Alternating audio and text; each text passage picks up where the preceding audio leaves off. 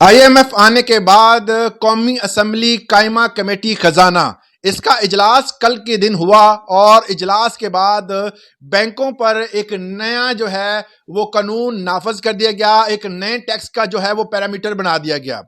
अब इस पैरामीटर के थ्रू कुछ चीजें सामने भी आई हैं। जाहिर है कि जब भी कोई नया टैक्स या नए जो कानून है उसको अगर उसका इंप्लीमेंट किया जाता है तो उसमें कुछ पैरामीटर्स बनाए जाते हैं, कुछ चीजें बताई जाती हैं।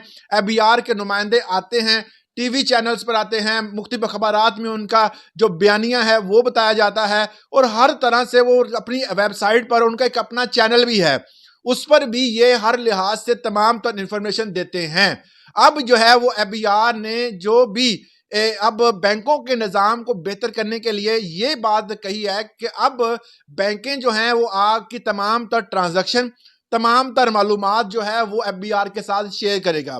ये काम तो पहले भी कर रहा था, इसमें कोई खास बात क्या है? सब यही सोच रहे होंगे कि खास बात क्या है, इसमें कौन सा टैक्स है जो लगाने जा रही हैं। तो एफबीआर है ज़ाहिर करदा आमदन, आपकी वो आमदन जो आपने गोशवारों में, जो आपने टैक्स रिटर्न में जाहिर की है।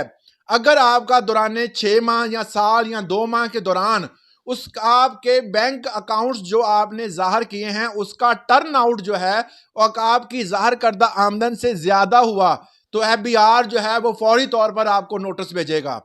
अक्सर औकात लोग पैसे छुपा लेते थे, कम शो करते थे। अब एफबीआर जो है वो कोलैबोरेट करने जा रहा है।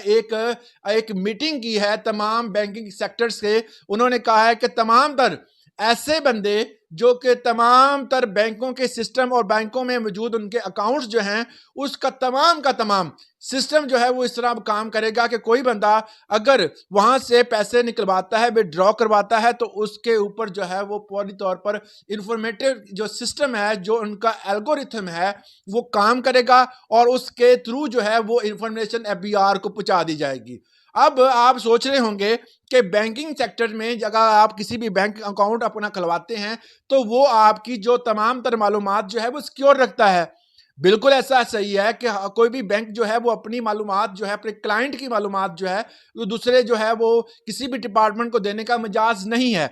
मगर कानूनी तौर पर जो है वो एफबीआर किसी खास बंदे का शनाख्ती कार्ड नंबर देगा और उसके बारे में मालूमात लेगा और उसकी मालूमात जो मिलेगी उसको दिए गए आपके डाटा जो आपने एफबीआर को फराहम किया हुआ है उसके साथ उसको मैच किया जाएगा कि क्या आपने इतनी इनकम बताई थी और आपकी इनकम जो है वो उससे ज्यादा तजावुज कर रही है। तो आपसे फिर पूछा जाएगा कि भाईजान आओ तशरीफ लाओ, आपने ये बताया था और आपके अकाउंट में इतने पैसे जो हैं वो आ जा रहे हैं, लाखों बताए थे करोड़ों अरबों आ जा रहे हैं। तो इस तरह जो है वो अपनी गिरफ्त जो है वो एफबीआर अब मजबूत करने जा रहा है। दूसरे नंबर पे जो उन्होंने ऐलान किया है कि ऐसा नॉन फाइलर, अब फाइलर तो चलो समझ आ गया कि फाइलर बंदा जो है वो पकड़ में आ जाएगा। अब नॉन फाइलर जो है उसकी तो अयाशी होगी, ऐसा बिल्कुल भी नहीं है। अब नॉन फाइलर जो होंगे वो तमाम बंदे जो पहली बार ट्रांजैक्शन करेंगे। एक बंदे ने पाई पाई करके पैसे जोड़े, उसने लाखों रुपए जमा कर लिया और उसको ट्रांजैक्शन जब करवाए तो उस बंदे को एक्स्ट्रा टैक्स नहीं देना पड़ेगा। पहली बार अगर कोई बंदा घर बनाता है उसको एक्स्ट्रा चार्जेस जो है वो बैंक ट्रांजैक्शन पर नहीं पड़ेंगे। हुकूमत ये ऐलान भी साथ ही कर दिया है।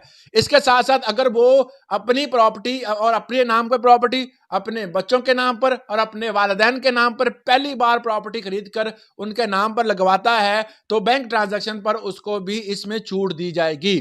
उसके बाद अगर कुछ कारोबारी हजरात होंगे जो कि हर माह, हर साल या हर 10 दिन बाद जो है प्लॉट खरीदते और बेचते होंगे, उनके लिए यह सहूलत नहीं है। ये बाकायदा तौर पर एफबीआर का ऐलान है और इससे कौमी असम्बली कायमा कमेटी खजाना ने बाकायदा तौर पर इस पर मीटिंग और ब्रीफिंग दी है। इसका इंप्लीमेंट जल्द किया जाएगा। इस हवाले से अगर आपका कोई सवाल, कोई राय है तो कमेंट सेक्शन में जरूर दीजिएगा। आज के लिए इतना ही, इजाजत दें।